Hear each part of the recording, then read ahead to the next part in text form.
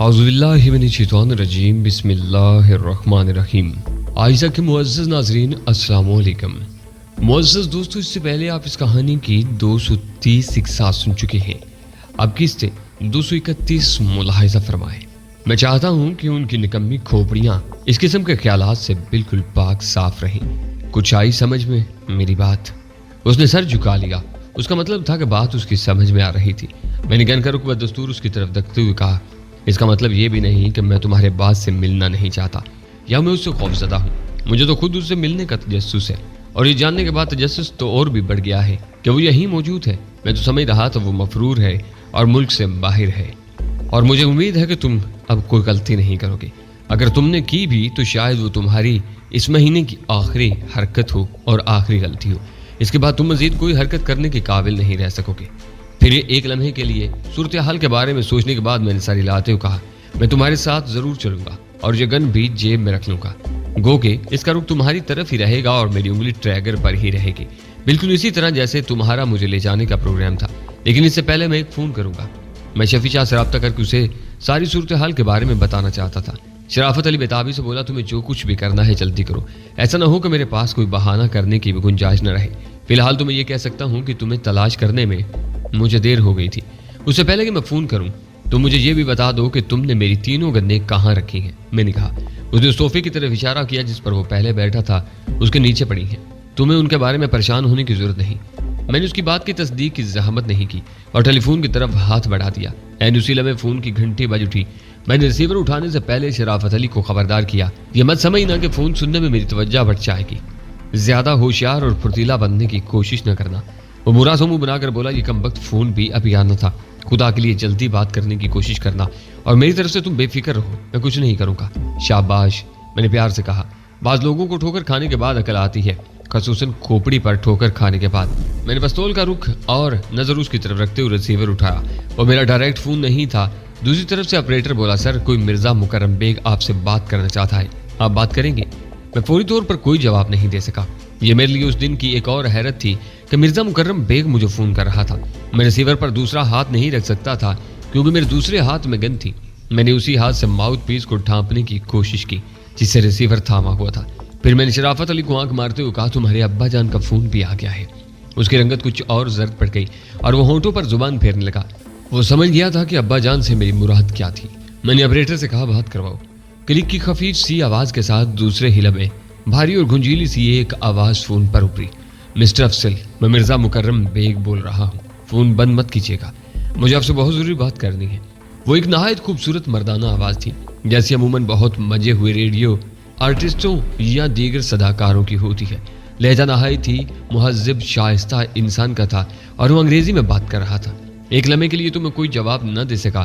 میں اپنی جگہ ساکت بیٹھا حیرت سے سوچتا رہ گیا، کیا واقعی مرزا مکرم بیگ مجھ سے مخاطب تھا، ایک ٹاپ کلاس اسمگلر، اور وہ بھی منشیات کا؟ میں صرف ایک لمحے کے لیے ان خیالات میں الجھا تھا۔ دوسرے لمحے میں نے سنبھلتے ہوئے کہا، اگر مجھے فون بند کرنا ہوتا تو میں آپریٹر ہی کو منع کر دیتا کہ میں بات کرنا نہیں چاہتا۔ اس نے گفتگو کا آغاز انگریزی میں کیا تھا، اس لیے میں نے بھی انگریزی ہی میں جواب دینا بہتر سمجھا۔ وہ خوشگوار لہجے میں بولا، بالکل ٹھیک کہا آپ نے، فرمائیے آپ نے کیسے فون کرنے کی زحمت کی مسٹر بیگ؟ میں نے اپنا ایک قاصد آپ کو لینے کے لیے بھیجا تھا۔ وہ اسی خوبصورت آواز اور شائستہ رواں انگریزی میں بولا، اسے گئے ہوئے اتنی دیر ہو چکی ہے کہ میں سوچنے پر مجبور ہو گیا ہوں، شاید وہ آپ کے ہاتھوں مارا گیا ہے۔ میں آدمی کو مارنے کے معاملے میں اتنا جلد باز واقع نہیں ہوا ہوں، بشرطے کہ جان پر نہ بنی ہو۔ میں نے خوش دلی سے جواب دیا، بہت خوب۔ اس نے شاید قدر اطمینان کی سانس لی۔ اس کا مطلب ہے وہ دونوں ٹانگوں والا بیل آپ کے پاس پہنچ چکا ہے اور ابھی زندہ بھی ہے۔ دراصل وہ کبھی کبھی ایک بیل سے بھی زیادہ کامڑ ہو جاتا ہے، اس لیے مجھے اندیشہ تھا۔ اس نے ہلکی سی ہنسی کے ساتھ جملہ ادھورا چھوڑ دیا۔ وہ اپنے آدمی کی متوقع موت کا تذکرہ یوں کر رہا تھا جیسے اسے ایک آدھ ہلکی سی چپت لگ جانے کے اندیشے کا اظہار کر رہا ہو۔ میں نے شرافت علی کی طرف سے ایک لمحے کے لیے بھی نظر نہیں ہٹائی تھی۔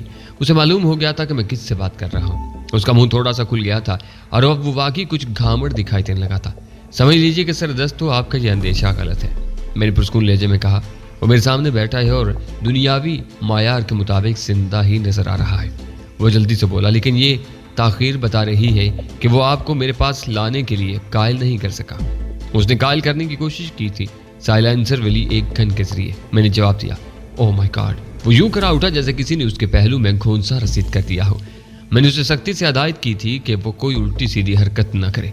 वैसे वो बहुत समझदार और सुलझा हुआ इंसान है, लेकिन बस कभी कभी उस पर कोई खबत सा सवार हो जाता है। मसला ये था कि मेरे पास इस वक्त उसके सिवा कोई फालतू नहीं था जिसे मैं आपके पास भेज सकता। आपको मेरे पास फालतू आदमी नहीं भेजना चाहिए था। मैंने उसकी बात काटते हुए मुलायम से कहा। वो नफेतुल अंदाज में धीरे से हंसा। खैर वो इतना भी फालतू नहीं है, आदमी तो काम का है। मुझे खुशी है कि अपनी हमाकत के बावजूद वो इस वक्त जिंदा है। हालात इजाजत देते तो मैं खुद आपकी खिदमत में हाजिर होता, लेकिन सूरत हाल कुछ अजीब सी है और मुझे आपकी मदद की जरूरत है। मेरी मदद की जरूरत? मैंने हकीकतन हैरत से कहा। मिर्जा मुकर्रम बेग को मेरी मदद की जरूरत? मुझे यकीन नहीं आ रहा। इसमें हैरत की क्या बात है अफजल साहब? वह अब उर्दू में बात करने लगा। उसका उर्दू बोलने का अंदाज भी नहायत खूबसूरत और शाइस्ता था। मैं कोई ऐसा इंसान तो नहीं हूँ जिसे किसी की मदद की जरूरत पेश ना आ सके, और आप इतने मामूली आदमी नहीं हैं कि किसी की मदद न कर सके। बात बहुत उलझी हुई सी लग रही है, मैंने कहा। जब आप मेरे पास आएंगे तो सुलझ जाएगी, वो बोला। या फिर बात की बजाय मैं खुद उलझ जाऊंगा। आपने शायद मेरे लिए कोई बहुत ही खास किस्म का जाल तैयार किया है। मैं कहे बगैर न रह सका। ओह नो, हरगिज नहीं, ये किसी किस्म का जाल नहीं है। शिद्दत से जज्बात से वो एक बार फिर अंग्रेजी बोलने लगा। आप मेरे बारे में सुनी सुनाई बातों की वजह से यकीनन बहुत बड़ी गलत फहमियों में होंगे और मुझे अपना दुश्मन ख्याल करते होंगे, लेकिन मैं आपको यकीन दिलाता हूँ कि मैं आपको दोस्त समझता हूँ। मेरे पास आपसे दुश्मनी रखने की कोई वजह मौजूद नहीं है। मसला सिर्फ ये है कि मैं आपके बारे में सब कुछ जानता हूँ, लेकिन आप मेरे बारे में कुछ भी नहीं जानते। इसलिए आपका मुझ पर भरोसा ना करना अपनी जगह सही है, मगर जब आप मेरे पास आएंगे तो सब गलत फहमियाँ दूर हो जाएगी। आपको सब कुछ मालूम हो जाएगा और आप यकीनन मेरी मदद करने पर भी आमादा हो जाएंगे। मैं खामोश रहा। उसने एक लम्हे जवाब का इंतजार किया, फिर बड़े मान से बोला, बस मैं आपका इंतजार कर रहा हूँ, आपको आना होगा। मैंने एक लम्हे सोचा, आखिर दिल ही दिल में फैसला करते हुए गहरी सांस लेकर कहा, ठीक है, मैं आ रहा हूँ। आपने मुझे तजस्सुस में मुब्तला कर दिया है। अब इस मिस्ट्री को हल किए बगैर मुझे नींद नहीं आएगी। बहुत शुक्रिया अफजल साहब। उसने यूं तवील सांस ली जैसे उसके सीने से कोई बोझ उतर गया हो। क्या मैं शराफत अली से बात कर सकता हूँ? मैंने एक लम्हे सोचा और कहा, जरूर। फिर मैंने शराफत अली को इशारे से बताया कि उसका बास उससे बात करना चाहता था। मैंने रिसीवर साइड टेबल पर रख दिया और खुद गन लेकर जरा दूर हट गया। मैंने अब भी गन का रुख उसी की तरफ रखा हुआ था। वो होंठों पर जुबान फेरता हुआ बेड तक आया और मैट्रेस में धंस का खून सुनने लगा। बेशतर वक्त वो दूसरी तरफ से कुछ सुनता ही रहा। खुद उसने 2-3 मरतबा यस सर के सिवा कुछ नहीं कहा। आकर उसने रिसीवर रख दिया। आहिस्तगी से वो मेरी तरफ घूमा। गन की डाल बदस्तूर उसकी तरफ उठी हुई थी। उसका चेहरा पथराया हुआ सा था, लेकिन गन देखकर उसके चेहरे के अजलात फड़फड़ाए और वो एकदम हाथ जोड़ते हुए बोला, खुदा के लिए इसे जेब में रख लो या फिर मुझे गोली ही मार दो। ऐसी जल्दी भी क्या है, खातर जमा रखो, तुम्हारी लाइन ऐसी ही है, कभी न कभी गोली खा कर ही मरोगे। अब वापस अपने सोफे पर चलो, मुझे एक फ़ोन करना है, मैंने कहा। वो खामोशी से उठा और दोबारा जाकर सोफे पर ढेर हो गया। मैंने अब भी गन जेब में रखने का खतरा मोल नहीं लिया था। उसका रुख बदस्तूर उसी की तरफ था। मुझे अंदाजा हो चुका था कि उसे मिर्जा मुकर्रम बेग से जबरदस्त झाड़ पड़ी थी और अब वो बेजरर कैचुए की तरह बैठा था। उसके बावजूद मैं एहतियात तर करने के लिए तैयार नहीं था। मेरे जहन की किसी गोशे में ये अंदेशा मौजूद था कि ये सब कुछ बहुत ही उम्दगी से तैयार किए गए किसी ड्रामे का हिस्सा भी हो सकता है। मैंने ऑपरेटर के जरिए शफी शाह के मोबाइल फ़ोन पर उससे रब्ता किया। मैं जब सोने के लिए ऊपर अपने कमरे में आ जाता था तो शफी शाह भी अपने घर चला जाता था। मेरे हमजाद के तौर पर उसकी ड्यूटी खत्म हो जाती थी। मेरा ख्याल था कि इस वक्त भी वो अपने घर जा चुका होगा। तुम इस वक्त कहाँ हो? मैंने दरियाफ्त किया। मैं नीचे ड्राइंग रूम में हूँ, आज यहीं खाना खाने के लिए रुक गया था। उसने जवाब दिया। फिर कदर तशवीश से पूछा, खैरियत? कमरे में जाने के बाद मुझे कैसे याद किया? परेशानी की कोई बात नहीं, मैंने उसे तसल्ली दी। खाना खा चुके? जी हाँ। काफ़ी का तकरीबन आखिरी घूंट हलक से उतार रहा था। इसके बाद उठने का इरादा था। उसने बताया, बहुत खूब। कैसा बर वक्त तुमसे रब्ता हुआ है? मैंने उस अजीब इत्तेफाक पर इत्मीनान की सांस लेते हुए कहा, आज भी तुम्हारी ड्यूटी कुछ लंबी होगी। हम मिर्जा मुकर्रम बेग से मिलने जा रहे हैं। अच्छा। शफी शाह को अगर हैरत का इजहार करना भी होता था तो नहायत ही धीमे अंदाज में करता था। बाकी लोग भी तुम्हारे साथ हैं ना? मैंने पूछा। जी हाँ, उसने जवाब दिया। एक साहब मुझे लेने आए हैं, मैं उनके साथ निकल रहा हूँ, मैंने बताया। खुद मुकर्रम ने भी बहुत मोहब्बत भरे अंदाज में टेलीफोन किया है। मुझे शफी को यह बताने की जरूरत नहीं थी कि उसे क्या करना था। वो अब अपने काम में बहुत माहिर हो चुका था। उसे अच्छी तरह मालूम था कि दूर रहकर निगरानी किस तरह करनी थी और किस मौका पर क्या करना था। सब कुछ बिल्कुल ठीक ठाक है ना? उसने तस्दीक चाही। फिलहाल और बज़ाहिर तो ठीक ही है, मैंने जवाब दिया। उसका मतलब यही था कि उसे बहरहाल बहुत अलर्ट रहने की जरूरत है। ठीक है, हम पार्किंग लॉट के करीब आपके मुंतजिर होंगे, शफी शाह ने जवाब दिया। मैंने सिलसिला मुनक़ता कर दिया। शराफत अली को शायद किसी हद तक अंदाज़ा हो गया था कि मेरे टेलीफोन का मकसद क्या था। وہ ذرا تھکے تھکے سے لہجے میں بولا, اس تکلف کی ضرورت نہیں تھی, تم خواہ مخواہ اتنی زیادہ احتیاط برت رہے ہو. اگر تم جیسے اور تمہارے باپ جیسے, میرا مطلب ہے تمہارے باس جیسے آدمی کے معاملے میں بھی احتیاط نہ برتی جائے تو پھر کس کے معاملے میں احتیاط برتی جائے. میں نے کہا, چلو اٹھو. وہ اٹھ کھڑا ہوا. میں نے گن جیب میں رکھ لی, لیکن میرا ہاتھ اس کے دستے پر ہی رہا اور رخ اسی کی طرف رہا. وہ اب متوازن قدموں سے چلنے کے قابل ہو گیا تھا. ہم لفٹ کے ذریعے نیچے آئے اور پارکنگ لاٹ میں پہنچے. شفیع شاہ اور دوسرے 2 آدمی حیرت انگیز پھرتی کا مظاہرہ کرتے ہوئے اپنی گاڑی میں پہنچ چکے تھے اور گاڑی پارکنگ لاٹ سے باہر ایک شو روم کے پاس کھڑی تھی, مگر گاڑی میں اور اس کے آس پاس اندھیرا ہونے کی وجہ سے انہیں صحیح طور پر دیکھا نہیں جا سکتا تھا. اپنی گاڑی کے پاس پہنچ کر میں نے چابیاں شرافت علی کو تھما دی. تمہیں ذرا ڈرائیونگ کا فریضہ انجام دینا پڑے گا. اس نے خاموشی سے اسٹیئرنگ وہیل سنبھال لیا. چلنے کے بعد گاڑی سڑک پر فراٹے بھرنے لگی. میں نے پستول کی نال اس کی پسلیوں پر ٹکائی ہوئی تھی. خدا کے لیے اب میری ہی پستول کی نال میری پسلیوں سے تو ہٹا دو, میں زندگی سے بیزار ہو گیا ہوں. وہ چڑ کر بولا, تم جیسے لوگوں کو زندگی سے بیزار کرنے میں مجھے بڑا لطف آتا ہے. میں نے اطمینان سے جواب دیا. اسے گویا اس صورتحال پر صبر کر لیا اور چند لمحے بعد عقب نما آئینے میں سڑک کا جائزہ لیتے ہوئے بولا, تمہارے آدمی کہاں ہیں؟ پیچھے تو کوئی گاڑی نظر نہیں آ رہی. وہ سلمانی ٹوپی پہن کر سفر کرتے ہیں, عام لوگوں کو نظر نہیں آتے. میں نے جواب دیا. یہ محض اتفاق تھا کہ شفیع شاہ وغیرہ کی گاڑی عقب نما آئینے میں دکھائی نہیں دے رہی تھی, لیکن مجھے معلوم تھا وہ کہیں نہ کہیں ضرور موجود ہوں گے. شرافت علی نے ہونٹ دانتوں میں دبا لیا اور ایک لمحے کی خاموشی کے بعد بولا, تم واقعی بڑی خبیث چیز ہو, ذرا نوازی ہے تمہاری. میں نے انکساری سے کہا. گاڑی کلفٹن روڈ پر رواں تھی. آ کر وہ کلفٹن کے ایک دور افتادہ حصے میں جا پہنچی. پھر سمندر کے قریب ایک اپارٹمنٹ بلڈنگ میں جا رکی. یہ علاقہ ابھی نیم آباد تھا. تھوڑے تھوڑے فاصلے پر 3-4 اپارٹمنٹ بلڈنگیں سر اٹھائے کھڑی تھی, جو شاید پوری طرح آباد نہیں تھی, کیونکہ ان کی بیشتر کھڑکیوں میں تاریکی نظر آ رہی تھی, بلکہ ان میں سے ایک تو شاید نامکمل ہی تھی. وہ سمندر سے بہت ہی قریب تھی. جس عمارت کے کمپاؤنڈ میں شرافت علی نے گاڑی روکی تھی وہ 10 منزلہ تھی اور کافی شاندار معلوم ہوتی تھی. عمارت کے کمپاؤنڈ میں کئی گاڑیاں کھڑی تھیں. اس کے باوجود ویرانی کا احساس تھا. مرزا مکرم بیگ کیا اسی اپارٹمنٹ میں رہتا ہے؟ میں نے حیرت سے پوچھا.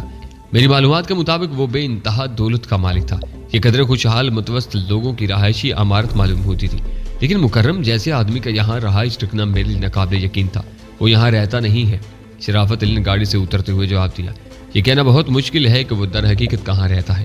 بہرحال اس بلڈنگ کی سب سے اوپر کی منزل پر پینٹ ہاؤس اس کے پاس ہے اور وہ بھی کرائے پر ہے. اسے وہ دفتر کے طور پر استعمال کرتا ہے. اسمگلنگ بھی اب کتنا معززانہ کام ہو گیا ہے. میں نے ٹھنڈی سانس لے کر کہا. انسان شاندار علاقوں میں باقاعدہ دفتر وغیرہ بنا کر بیٹھتا ہے. شرافت علی مجھے گھور کر رہ گیا, تاہم کچھ بولا نہیں. میں نے گن اب جیب میں رکھ لی تھی, لیکن اس کا رخ بدستور اسی کی طرف تھا اور میں ایک لمحے کے لیے بھی اس کی طرف سے غافل نہیں ہوا. لابی میں پہنچ کر اس نے لفٹ کے لیے بٹن دبایا. لفٹ کہیں اوپر تھی. عمارت میں کہیں کوئی شخص نظر نہیں آ رہا تھا اور نہ ہی کہیں سے کوئی آواز سنائی دے رہی تھی, حتیٰ کہ کسی بچے کے بولنے یا چلنے کی بھی آواز نہیں آ رہی تھی. لیکن جو ہی لفٹ نیچے آئی اور دروازہ کھلا, نہ جانے کس طرف سے 2 آدمی اور نمودار ہو کر ہمارے ساتھ لفٹ میں داخل ہو گئے. میں چوکنا تھا, لیکن وہ ہم سے بالکل لاتعلق نظر آ رہے تھے. ان کے چہروں پر بے پناہ سنجیدگی تھی, مگر اس سنجیدگی میں کچھ پراسراریت تھی. وہ مجھے عام آدمی نہیں لگ رہے تھے. لفٹ ٹاپ فلور پر پہنچ کر انہوں نے کوئی غیر متوقع حرکت نہیں کی. ٹاپ فلور پر ایک ہی اپارٹمنٹ تھا, وہ یقیناً بہت بڑا ہوگا. وہ دونوں افراد لفٹ سے نکل کر کاریڈور کی ایک کھڑکی کے پاس جا کر کھڑے ہو گئے. اس منزل تک صرف وہی لوگ آ سکتے تھے جن کا اس اپارٹمنٹ سے کوئی تعلق ہوتا یا وہ کسی کام سے اپارٹمنٹ میں آتے, مگر ان کا اپارٹمنٹ میں جانے کا کوئی گویا ارادہ نہیں تھا. پھر وہ اس فلور تک کیوں آئے تھے؟ یہ سوال میں نے شرافت علی سے بھی نہیں پوچھا. مجھے اطمینان تھا کہ اگر ضرورت پڑی تو شفیع شاہ وغیرہ ان سے نمٹ لیں گے. اپارٹمنٹ کا دروازہ بند تھا تو اس فلور پر بھی ویرانی کا احساس تھا, لیکن جو ہی شرافت علی کی کال بیل کے جواب میں دروازہ کھلا, اندر کافی رونق کا احساس ہوا. اندر تیز روشنیاں دکھائی دے رہی تھیں. بیرونی حال میں ہی دروانوں کے سے انداز میں 2 افراد کھڑے تھے. انہی میں سے کسی نے دروازہ کھولا تھا. ان کے کندھوں پر کلاشن کوفیں تھیں. میں ٹٹک گیا, لیکن ان میں سے کسی نے کلاشن کوف ہاتھ میں نہیں لی. میں شرافت علی کے پیچھے تھا, لیکن شرافت علی ایک طرف کو ہٹ گیا جیسے اس کا کام ختم ہو گیا ہو. سامنے ایک بڑا سا کمرہ تھا جس کی آرائش واقعی کسی شاندار آفس کی سی تھی. وہاں کئی افراد نظر آ رہے تھے. وہ سب بھی انہی 2 افراد کی طرح کچھ پراسرار سے تھے جو لفٹ میں ہمارے ساتھ آئے تھے. اچانک اس کمرے سے ایک نہایت خوش لباس اور نفیس شخص نکل کر میری طرف بڑھا. اس کی عمر 45 اور 50 کے درمیان تھی. اس کے چہرے پر گھنی سیاہ داڑھی تھی جس میں کہیں کہیں معمولی سی سفیدی چلک رہی تھی. داڑھی مختصر ہی تھی اور اس کے سرخ و سفید چہرے پر بہت چچ رہی تھی. وہ دراز قد اور مضبوط تھا. 3 پیس سوٹ میں تھا, لیکن اس کے ذرا اٹھے سے بازو بتا رہے تھے کہ اس کی دونوں بغلوں میں ہولسٹر موجود تھی. آپ نے بہت انتظار کروایا افضل صاحب. مجھے مرزا مکرم بیگ کہتے ہیں. اس نے نہایت دوستانہ لہجے میں کہا اور مسافر کے لیے ہاتھ بڑھایا۔ میں ایک لمحے کے لیے تذبذب میں رہا کیونکہ میرا دایاں ہاتھ جیب میں گن کے دستے پر تھا اور میں اسے نکالنا نہیں چاہتا تھا۔ اس کی نظر گویا اکثرے تھی اور وہ دیکھ سکتا تھا کہ میری جیب میں کیا ہے۔ گن کو چھوڑ دیجیے افضل صاحب، وہ مسکراتے ہوئے بولا، یہاں کوئی گولی نہیں چلے گی، ایک گولی یہاں پہلے ہی چل چکی ہے۔ اس نے بڑی پریشانی کھڑی کر رکھی ہے، ہم مزید شوٹنگ افورڈ نہیں کر سکتے۔ ویسے بھی یہاں اس وقت مجھ اور آپ جیسے معزز کے علاوہ کئی اہم سرکاری شخصیات بھی موجود ہیں، ان کی موجودگی میں آپ کو ہنگامے اور بندوق بازی کا خطرہ محسوس نہیں کرنا چاہیے۔ میں نے ایک ٹوک اس کی طرف دیکھتے ہوئے جیب سے ہاتھ نکال لیا اور اس سے مصافحہ کیا۔ اس کا ہاتھ مضبوط تھا، تاہم اس نے مجھے اپنی طاقت کا احساس دلانے کی کوشش نہیں کی، اس لیے میں نے بھی اسے بخش دیا اور محض دوستانہ سا مصافحہ کیا۔ وہ میرا ہاتھ تھامے مجھے اس بڑے سے کمرے میں لے گیا جہاں صوفوں پر بیٹھی ہوئی وہ پراسرار سی شخصیتیں گردنیں اونچی کر کے منتظر سے انداز میں میری طرف دیکھ رہی تھیں۔ کمرے میں تیز روشنی پھیلی ہوئی تھی، مجھے اندر قدم رکھتے ہی ٹھٹک کر رک جانا پڑا۔ کمرے میں ایک ہی بڑی سی شاندار میز تھی اور اس کے قریب ایک سوٹڈ بوٹڈ شخص چاروں خانے چت پڑا تھا۔ اس کی دائیں آنکھ کے اوپر گولی کا سوراخ نظر آ رہا تھا اور اس کی پیشانی کا کچھ حصہ خون میں لتڑا ہوا نظر آ رہا تھا جو اب خشک ہو چکا تھا۔ میرے جسم میں ایک سرد سی لہر توڑ گئی۔ اس کی محض وجہ یہ نہیں تھی کہ میں نے ایک لاش دیکھ لی تھی، لاشیں دیکھنے کا میرا تجربہ اب خاصا طویل ہو چکا تھا۔ وجہ یہ تھی کہ وہ کسی عام آدمی کی لاش نہیں تھی، وہ ایک اعلیٰ عدالت کے جج کی لاش تھی۔ میں اتفاق سے ہی انہیں پہچانتا تھا، چند دن قبل میرے ہی ہوٹل میں ہونے والی ایک تقریب میں میری ان سے ملاقات ہوئی تھی جہاں میں بھی محض ایک شناسا کے اصرار پر چلا گیا تھا، ورنہ وہ تقریب میرے مزاج کی نہیں تھی، نہایت خوش قسم کی تھی۔ جج صاحب اس میں مہمان خصوصی تھے، میرا بھی ان سے تعارف کروایا گیا تھا اور میں نے انہیں اپنا وزٹنگ کارڈ بھی دیا تھا، اس لیے مجھے ان کی صورت یاد رہ گئی تھی، لیکن اس وقت وہ چہرہ زندگی سے محروم تھا۔ الجھے ہوئے خیالات اور اندیشوں کا ایک طوفان میرے ذہن میں برپا تھا اور میں کسی کے کچھ بتانے سے پہلے کوئی اندازہ قائم کرنے کی کوشش کر رہا تھا۔ ایک اعلیٰ عدالت کے جج کی لاش ایک بہت بڑے اسمگلر کے دفتر میں پائے جانا کوئی معمولی بات نہیں تھی۔ میں اندازہ لگانے کی کوشش کر رہا تھا کہ میں اس معاملے میں کہاں فٹ ہوتا تھا۔ میں تو جج صاحب یا مرزا مکرم بیگ دونوں ہی سے صحیح طور پر واقف نہیں تھا۔ آخر اس موقع پر مرزا مکرم بیگ نے اتنے پیار اور اصرار سے مجھے کیوں بلوایا تھا؟ کہیں یہ اس کی کوئی خوفناک چال تو نہیں تھی؟ پھر دانش کے چکروں سے تو میں بچ نکلا تھا، اب کہیں مرزا مکرم بیگ تو مجھے کسی چکر میں پھانسنے کی فکر میں نہیں تھا۔ اندیشوں کا ایک سیلاب میرے ذہن میں امڑ آیا تھا۔ میں نے پلٹ کر ایک نظر شرافت علی کی طرف دیکھا جو مجھے یہاں لایا تھا۔ وہ بیرونی کمرے ہی میں رک گیا تھا اور ایک طرف سر چکائے کھڑا تھا۔ مکرم بیگ نے مجھے اس کی طرف دیکھتے ہوئے پایا تو جلدی سے معزز خانہ لہجے میں بولا، اسے جو بھی گستاخی سرزد ہوئی ہوگی اس کے بارے میں کچھ پوچھے بغیر میں آپ سے معذرت خواہ ہوں۔ سردست میں اسے اس لیے معاف کر رہا ہوں کہ یہ آپ کو یہاں لے آیا ہے، فی الحال اس کا یہ کارنامہ کافی ہے۔ وہ مجھے یہاں نہیں لایا، میں اسے یہاں لایا ہوں، میں نے توصیح کی اور اس میں تمہاری ٹیلی فون کال نے زیادہ اہم رول ادا کیا ہے۔ مکرم بیگ مسکرائے، شکریہ، بہرحال میرا مقصد آپ کو بلانا تھا، مجھے خوشی ہے کہ میرا مقصد پورا ہو گیا۔ شرافت علی سے میں بعد میں نپٹتا رہوں گا، فی الحال تو میرا آپ سے بات کرنا ضروری ہے، ہم پہلے ہی آپ کے انتظار میں کافی وقت ضائع کر چکے ہیں۔ اس نے مستربانہ انداز میں ہاتھ ملتے ہوئے ان چند پراسرار سے افراد کی طرف دیکھا جو نہایت سنجیدگی سے ہم دونوں کو غور سے دیکھ رہے تھے۔ میں نے ایک بار پھر پلٹ کر دروازے کی طرف دیکھا، بے شک بیرونی کمرے میں کلاشنکوف بردار موجود تھے، لیکن ایسے کوئی آثار نہیں تھے جن سے میں سمجھتا کہ میرا راستہ روکنے یا مجھے واپس جانے سے باز رکھنے کے لیے کوئی بندوبست کیا گیا تھا۔ ظاہر یہی ہوتا تھا کہ مجھ سے شریفانہ اور پرامن ماحول میں کوئی بات کرنا ہی مطلوب تھا۔ ایک لمحے کے توقف سے مرزا مکرم بیگ بولا، ویسے بھی مجھے شرافت علی کی حالت دیکھ کر اندازہ ہو رہا ہے کہ اس نے آپ کے ساتھ بدتمیزی کی سزا بھگت لی ہوگی۔ میں نے جیب سے شرافت علی کی سائلنسر والی گن نکالتے ہوئے کہا، فی الحال اس کی یہ گن میرے پاس موجود ہے۔ مکرم بیگ میری بات کاٹتے ہوئے خوشگوار لہجے میں بولا، اسی سے میں اندازہ کر سکتا ہوں کہ وہاں کیا ہوا ہوگا۔ امید ہے شرافت علی کو اندازہ ہو گیا ہوگا کہ آئندہ اگر میں اسے آپ کے پاس بھیجوں تو اسے کیا طرز عمل اختیار کرنا ہوگا۔ ہاں امید تو ہے، میں نے اس کی تائید کی، لیکن فی الحال میں اس کی یہ گن واپس نہیں کروں گا، اس کی ضرورت نہیں۔ مکرم بیگ بے پرواہی سے بولا، اسے گدھے کی حماقت کی نشانی سمجھ کر آپ ہی رکھ لیجیے گا، میں حماقتوں کی نشانیاں جمع نہیں کرتا، خصوصاً دوسروں کی حماقتوں کی۔ میں نے کہا، واپس جاتے وقت دے جاؤں گا، یہ آپ کی کشادہ دلی ہوگی۔ وہ بولا۔ میں نے ایک نظر جج صاحب کی لاش کی طرف دیکھا اور بے نیازی ظاہر کرنے کی کوشش کرتے ہوئے کہا، میں پوچھ سکتا ہوں کہ مجھے یہاں کیوں بلوایا گیا ہے؟ میں نے آپ کو فون پر بتایا تو تھا کہ مجھے آپ کی مدد کی ضرورت ہے۔ وہ بدستور شائستگی سے بولا، عمر میں وہ مجھ سے بڑا تھا لیکن نہایت مؤدبانہ انداز میں بات کر رہا تھا۔ ایک بزنس مین مرزا مکرم بیگ کی کیا مدد کر سکتا ہے؟ میں نے بھویں اچکائیں۔ میری انفارمیشن سروس بہت تیز ہے افضل صاحب۔ مکرم بیگ مسکرایا، آپ خود کو صرف بزنس مین نہ کہیں، آپ کی ٹانگ نہ جانے کس معاملے میں اڑی رہتی ہے۔ میں تو یہ کہوں گا کہ بزنس آپ کے لیے ثانوی چیز ہے، میری اپنی کوشش تو یہی ہوتی ہے کہ میں کسی بھی معاملے میں ٹانگ نہ اڑاؤں۔ میں نے ملائمت سے کہا، لوگ خود ہی میری ٹانگ پکڑ کر کسی نہ کسی معاملے میں اڑا دیتے ہیں۔ वो धीरे से हंसा। उसके अंदाज से कतन जाहिर नहीं हो रहा था कि कमरे में एक लाश मौजूद थी, और वो भी एक अहम आदमी की लाश। वो तो इस तरफ आंख उठाकर भी नहीं देख रहा था। मैं भी उसी की तरह लाश की तरफ से बेपरवाह नजर आने की कोशिश कर रहा था। यूं समझ लेंगे इस वक्त भी मैं आपकी टांग पकड़कर एक मामले में फंसाना चाहता हूँ। मुकर्रम बेग ने कहा। किस मामले में? मैंने पूछा। कत्ल के मामले में, उसने पुरस्कून लहजे में जवाब दिया। किस हैसियत से? मैंने उसकी आंखों में झांकते हुए पूछा। कातिल की हैसियत से या मकतूल की हैसियत से? ओह नो, वो मुस्कुराते हुए जल्दी से बोला। मुझे हरगिज अच्छा नहीं लगेगा कि मैं आपको इन दोनों में से किसी भी हैसियत में देखूं। मेरी नजर में तो आपका कुछ और ही मकाम है। उस मकाम की कुछ वजाहत नहीं हो सकती? मैंने पूछा। बस यूं समझ लें कि इस वक्त मेरी नजर में आपकी हैसियत एक जज की सी है। वो ठहरे ठहर लहजे में बोला। मैं लाश की तरफ इशारा करते हुए कहा, अब हमारे यहाँ जज भी इस अंजाम से दो चार होने लगे हैं। बराहे करम तुम मुझे जज ही ना ही बनाओ तो मेरे हक में बेहतर होगा। क्या तुम मुझे भी ऐसे ही अंजाम से दो चार करने का इरादा रखते हो? नहीं नहीं, हरगिज नहीं, वो जल्दी से बोला। मैं तो आपके बारे में बल्कि किसी भी शरीफ और मुअज़्ज़ज़ आदमी के बारे में ऐसा सोच भी नहीं सकता। मेरी नज़र में आपकी हैसियत जज की सी यूं है कि जज का काम हालात और वाक़यात और शहादतों का जायजा लेकर किसी को कसूरवार या बेकसूर करार देना होता है। मैं चाहता हूँ आप मुझ पर करम फरमाएं और मेरे लिए कुछ इसी किस्म का किरदार अदा करें। मैं आपका बहुत ज्यादा शुक्रगुजार रहूंगा। एक तो उसके हद से ज्यादा मुहज़्ज़बाना और दोस्ताना रवैये ने मुझे उलझन में मुब्तला कर रखा था। ऊपर से उसकी बातें भी मुअम्मे से कम नहीं थी। उसकी बातों के अलावा भी कई मुअम्मे थे। मेरी समझ में नहीं आ रहा था कि बात कहाँ से शुरू करूं, उसकी किसी बात का क्या जवाब दूं, या यूं कहिए कि उसकी किस बात के जवाब में क्या सवाल करूं। ख्यालात का हजूम वाकई मेरे काबू में नहीं आ रहा था। सबसे पहले तो यही बात मेरी समझ में नहीं आ रही थी कि मुकर्रम बेग मुल्क में नजर कैसे आ रहा था। मेरी मालूमात के मुताबिक बहुत से स्मगलरों के खिलाफ बड़ी जबरदस्त मुहिम जारी थी और वो मुल्क से मफरूर था, लेकिन मेरी समझ में नहीं आ रहा था कि मैं उसे किस तरह मफरूर करार दूं।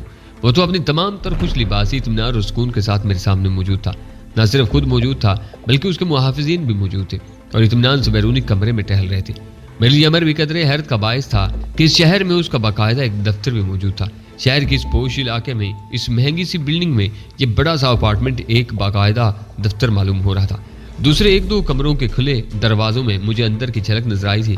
कमरों में शानदार मेजें, कुर्सियां, फाइलिंग कैबिनेट, टेलीफोन, फैक्स मशीनें और एक अच्छे दफ्तर के तमाम लवाजमात नजर आ रहे थे। मेरे लिए दूसरी बड़ी हैरत इस दफ्तर में जज साहब की लाश थी। उन जज साहब का नाम अब्दुल सलाम था और मैंने सुना था कि वो बहुत ही सख्त गिर, असूल पसंद और किसी के सामने न झुकने वाले इंसान थे। उनकी दयानतदारी को किसी किस्म के शक व शुबे से बालातर समझा जाता था। फितरी तौर पर मेरे जहन में पहला सवाल यही उभरा कि क्या इस दयानतदारी और असूल पसंदी उनके लिए सजा बन गई थी? क्या मुकर्रम बेग का कोई मसला उनके पास अटक गया था और वो किसी तरह उसे अपनी मर्जी के मुताबिक हल कराने में नाकाम रहा था? क्या उसे आखिरी जरिया यही नजर आया था कि जज साहब को रास्ते से ही हटा दिया जाए? क्या हमारे मुल्क में भी स्मगलरों के हौसले इतने बढ़ गए थे कि आला अदालतों के जजों को कत्ल कराने लगे थे, और वो भी ऐन ऑफिस में? मेरी नजर गैर इरादी तौर पर जज साहब की लाश पर जमी हुई थी। वो कुछ ऐसे उम्र सीधा नहीं थे, शायद अपनी नेक नामी और साख की वजह से या फिर अपनी काबिलियत की बदौलत इस उम्र में बुलंद मुकाम पर पहुंच चुके थे। उन्हें तकरीबन जवान ही शुमार किया जा सकता था। उनके बालों में मामूली सी सफेदी थी। मैंने जब उन्हें एक होटल में तकरीब में देखा था तो दिल ही दिल में उन्हें अच्छे खासे वजीहा आदमी में शुमार किया था। उनकी सुर्ख और सफेद रंगत बाल से चमकीले थे, लेकिन उस वक्त जो चेहरा मेरे सामने था वो किसी वजीहा आदमी का चेहरा नहीं था। मौत की बदसूरती ने उस पर बुरी तरह पंजे गाड़ रखे थे। मेरे हल्क में तलखी सी फैल गई। मैंने लाश से नजर हटाकर एक बार फिर मिर्जा मुकर्रम बेग के चेहरे की तरफ देखा, जिस पर जिंदगी और दौलतमंदी की चमक अपनी बहार दिखा रही थी। वह पलकें झपकाए बगैर मेरी ही तरफ देख रहा था, जैसे मेरे महसूसात के बारे में कोई नतीजा अखज़ करने की कोशिश कर रहा हो। क्या तुमने मुझे अपने इस कारनामे का तमाशाई बनाने के लिए बुलाया है? मैंने गहरी सांस लेकर सर्द लहजा में पूछा। मुझे आपसे ये उम्मीद नहीं थी अफजल साहब, वो कदरे इत्मीनान से बोला। क्या उम्मीद नहीं थी? यही कि मैं ये बात तुम्हारे मुंह पर कह दूंगा? मैंने जानना चाहा। उसे गोया बड़े तहम्मुल से काम लेते हुए नफी में सर हिलाया। मुझे ये उम्मीद नहीं थी कि आपके जहन में भी वही बात होगी जो किसी आम से आदमी के जहन में आ सकती है। मैं भी एक आम सा आदमी हूँ मुकर्रम बेग। मैंने थोड़ा सा लहजे को सर्च करते हुए कहा। कभी किसी के सामने खास आदमी होने का दावा नहीं किया, और तुमसे तो वैसे भी मेरी पहली मुलाकात है ये। मेरी नज़र में अगर आप आम आदमी होते तो मैं आपको यहाँ बुलवाने के लिए इतना तरद्दुद न करता। वो कुशादा सी मुस्कुराहट के साथ बोला। मेरी नज़र में आप एक खास बल्कि बहुत ही खास आदमी हैं, और मौजूदा सूरत हाल में तो आप मेरे लिए जितने खास होकर रह गए हैं उसका आप खुद भी तसव्वुर नहीं कर सकते। मैं सोच रहा हूँ अगर मैं भी इसी तरह तुम्हारी खोपड़ी में एक गोली उतार दूँ जिस तरह तुमने जज साहब की खोपड़ी में एक गोली उतारी है, तो मैं और भी ज्यादा खास आदमी बन जाऊंगा। मैंने उसे घूरते हुए कहा।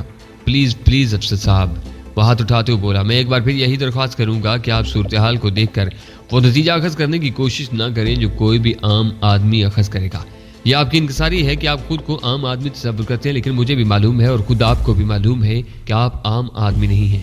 اگر آپ تحمل سے میری بات سنیں تو شاید آپ کی وہ صلاحیتیں ابھر کر سامنے آ جائیں جن کی اس وقت مجھے ضرورت ہے۔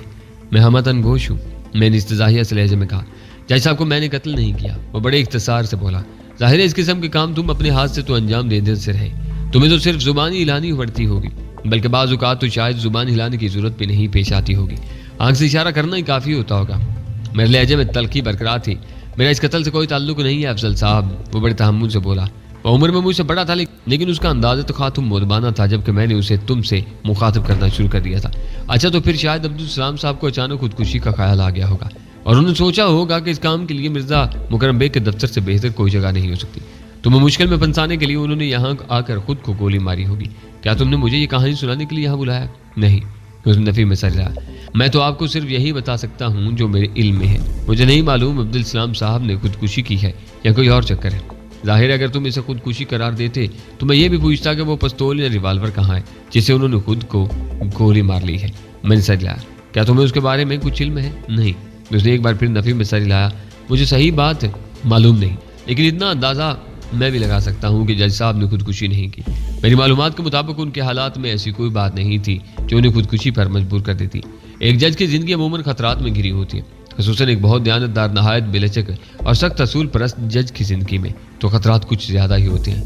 لیکن عبدالسلام صاحب اس خطرات سے مانوس ہو چکے تھے اور وہ اتنے کمزور یا ڈرپوک نہیں تھے کہ ان خطرات سے گھبرا کر خودکشی کر لیتے۔ اتنا مجھے یقین ہے۔ اس نے ایک نظر ان نامعلوم پر اسرار سے لوگوں کی طرف دیکھا جو ابھی تک گونگے بہروں کی طرح بیٹھے تھے، پھر ہلکی سی مسکراہٹ کے ساتھ بولا، جج صاحب کے لیے سب سے بڑا خطرہ تمہیں خود تھا۔ کیوں؟ میں نے محض وضاحت کی خاطر پوچھا، حالانکہ مجھے اندازہ ہو گیا تھا اس کی بات کا مطلب کیا تھا۔ اس لیے کہ میرے خلاف سب سے زیادہ خطرناک مقدمات انہی کی عدالت میں زیر سماعت تھے۔ اس نے اطمینان سے جواب دیا۔ پولیس، خفیہ ایجنسیاں، NCB یعنی نارکوٹکس کنٹرول بورڈ کے تحت کام کرنے والے ادارے، بہت سے صحافی اور ہر وہ آدمی جس اس قسم کے معاملات سے تھوڑی بہت بھی دلچسپی ہوتی ہے اس حقیقت سے واقف تھا۔ بہت خوب، میں نے کہا۔ صرف میں واقف نہیں تھا، آپ اس لیے واقف نہیں تھے کہ آپ ابھی میری طرف متوجہ نہیں ہوئے تھے اور آپ کو ان معاملات سے کوئی دلچسپی نہیں تھی، لیکن جس ڈرامائی انداز میں تم نے مجھے بلوایا ہے اس کے بعد مجھے دلچسپی پیدا ہو چلی ہے۔ میں نے اس کے بعد کھاٹتے ہوئے کہا، یہی میں چاہتا تھا۔ اس نے قدرے اطمینان سے سر ہلایا۔ آپ دلچسپی لیں گے تبھی میرا مسئلہ حل ہوگا۔ یہ تو آپ کی سمجھ میں آ ہی گیا ہوگا کہ جج صاحب کے سامنے میری پوزیشن بہت نازک تھی۔ جب تک میرے خلاف کئی سنگین مقدمات ان کی عدالت میں زیر سماعت تھے، تب تک کیا میں ایسی حماقت کر سکتا تھا کہ انہیں مروانے کی کوشش کرتا، اور وہ بھی عین اپنے آفس میں۔ میں نے فوری طور پر کوئی جواب نہیں دیا اور نہ ہی کوئی تبصرہ کیا۔ اس نے مجھے سوچنے پر مجبور کر دیا تھا۔ مجھے خاموش دیکھ کر وہ ذرا تیزی سے بولا، کیا میں اتنا احمق ہو سکتا تھا کہ عبدالسلام صاحب کو نہ صرف اپنے آفس میں شوٹ کرواتا بلکہ خفیہ ایجنسی کی ایک بڑی شخصیت کو فون کر کے اطلاع بھی دلواتا کہ میرے آفس میں جج صاحب کی لاش موجود ہے۔ نہ صرف لاش موجود ہے بلکہ میں خود بھی موجود ہوں۔ کیا ایسا ہوا ہے؟ میں نے دریافت کیا۔ جی ہاں، ایک گمنام فون کال کے ذریعے ایک خفیہ ایجنسی کے ایک اعلیٰ عہدیدار کو اطلاع دی گئی کہ مرزا مکرم بیگ کے آفس میں جج عبدالسلام کو قتل کر دیا گیا ہے۔ خفیہ ایجنسی کے اہلکار اس وقت یہاں پہنچے ہیں جب میں بھی اپنے مسلح محافظوں کے ساتھ یہاں پہنچا ہی تھا، اور ہم لوگوں کو تالا کھول کر اپارٹمنٹ میں داخل ہوئے چند سیکنڈ ہی ہوئے تھے۔ اس نے جواب دیا۔ بہت خوب، میری دلچسپی کچھ بڑھنے لگی۔ غالباً ان معزز حضرات کا تعلق خفیہ ایجنسی سے ہے۔ میں نے ان پراسرار لوگوں کی طرف دیکھا جن کے چہرے سپاٹ تھے اور جو بدستور خاموشی سے ہماری طرف دیکھے جا رہے تھے۔ ان کا صبر و تحمل اور خود پر ضبط قابل داد تھا کہ ہماری اتنی دیر بک بک کے دوران انہوں نے ایک لفظ بھی منہ سے نہیں نکالا تھا۔ بہرحال اب ان کی پراسراریت میری سمجھ میں آ گئی تھی اور یکلک تھی وہ میرے لیے کچھ ایسے پراسرار نہیں رہے تھے۔ مکرم بیگ نے اس بات میں سر ہلایا اور سلسلہ گرام جوڑتے ہوئے کہا، اب غالباً اس حد تک تو بات آپ کی سمجھ میں آ ہی گئی ہوگی کہ میں اتنا احمق نہیں ہو سکتا جتنا اس صورتحال میں نظر آ رہا ہوں۔ میں خاموش رہا تو وہ گویا مجھے اپنے احمق نہ ہونے کا یقین دلاتے ہوئے کچھ اور زور دے کر بولا، افضل صاحب میری جڑیں بے شک یہی ہیں، لیکن میری زندگی کا بیشتر حصہ دوسرے ملکوں میں گزرا ہے۔ روم، لاس اینجلس، لندن، پیرس اور دبئی میں میرے بہت سے ایسے دفاتر ہیں جیسا آپ اس وقت یہاں دیکھ رہے ہیں۔ اور بظاہر تمہارا بزنس کیا ہے؟ میں نے اس کی بات کاٹتے ہوئے پوچھا۔ وہ دھیرے سے انسا، یہ لفظ بظاہر آپ نے خوب استعمال کیا ہے، لیکن میں آپ کے اس طنز کا برا نہیں مناؤں گا۔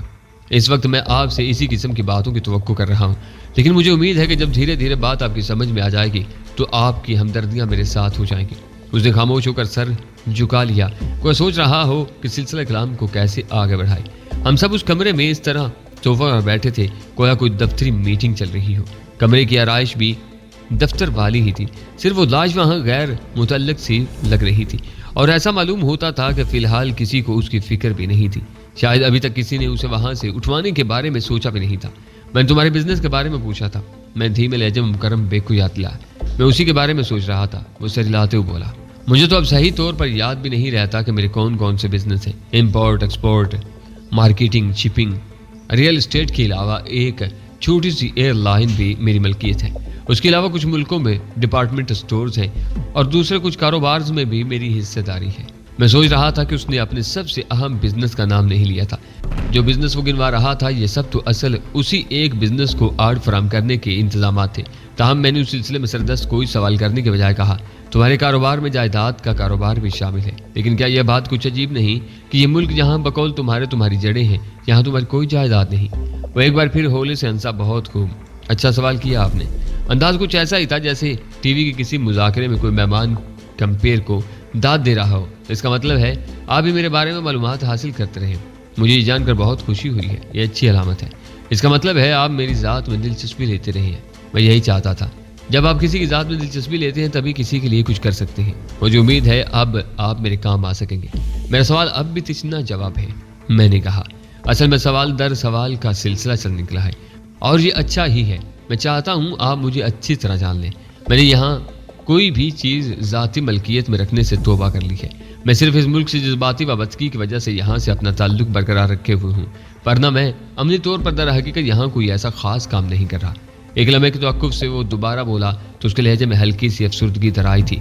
मैं यहाँ के एक छोटे से शहर गुजरावाला के एक करीबाना से मोहल्ले में पैदा हुआ था, लेकिन मेरी वाबस्तगी बहरहाल पूरे मुल्क से है।